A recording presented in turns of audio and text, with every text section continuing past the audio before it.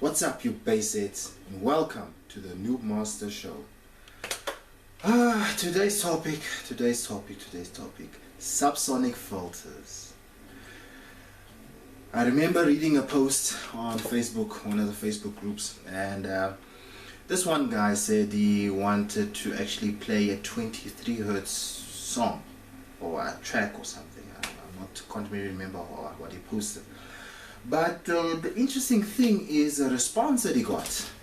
I remember one guy actually laughed at him.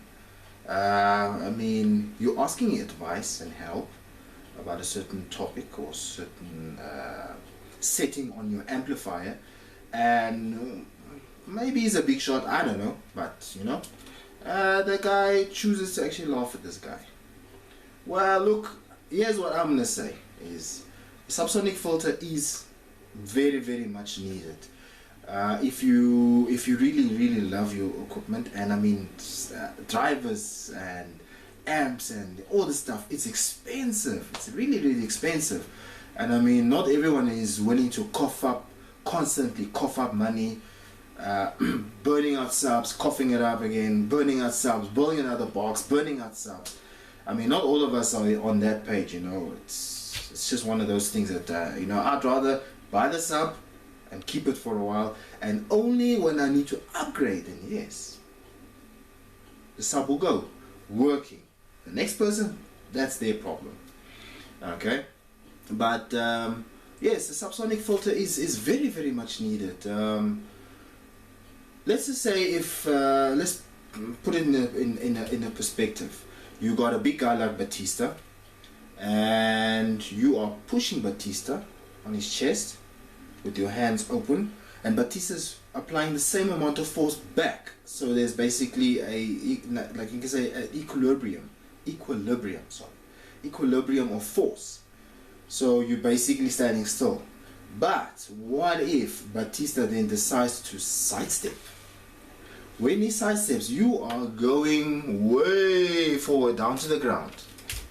And that's what happens when you don't have your subsonic filter and you play below tuning. Your drive or your subwoofer has got nothing else holding it, and then all of a sudden, and that's not good at all. I mean, you're relying on gravity, you're relying on your rubber, you're relying on anything mechanical, your spider even, to actually try and bring it back down, and you know, to bring it down, to control it, to control the driver, whereas it would have been much easier having your X-Max controlling it, and much safer. So setting your subwoofer, then what will happen is, you got Batista, but now you're grabbing him on his shirt with your fist. Same thing, you apply force, he applies force back, equilibrium. He sidesteps, what happens is, you move almost with him. More control. That's what you've got, more control. You're not gonna fall as hard. You might not even fall at all. Same thing now when you apply the subsonic. What happens is, below tuning, there's a certain point where it'll like and then it'll come back down again. More or less controlled. So, is it gonna affect your score? Yeah, it will. Yes, it will. But about 4 to 5 dBs.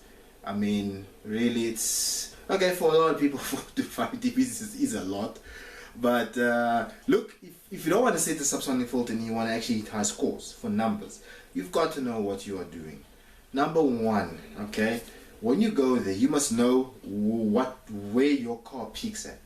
Okay, your box as well, your tuning of your box. So if you switch it off, you must know all this information so that I do not touch certain frequencies at all when I'm starting to play high amounts of power to hit a certain score. Okay, if it was someone like me, okay, a DIY person or an installer or whatever, we would then probably switch it off, hit the score. The minute you're done, go back, switch on that subsonic filter, and you can demo it all day. You know, as long as you hit your score, you're happy, sweet, okay, but you know, switch it back on again. It's up to you. You can leave it off, but at your own risk. That's just cause for trouble, and you're gonna end up buying another subwoofer, especially if you like that whole excursion, and you know it's feeling louder and everything, but you are compromising your subwoofer. So then you have to obviously recoil and all that stuff, you know, redo the rubbers, the surrounds, spiders. It's just more work than what's, I mean, just stay within X-Max. Use a subsonic filter. And guys, you know, okay, if you meet a person like me, I'm more than helpful.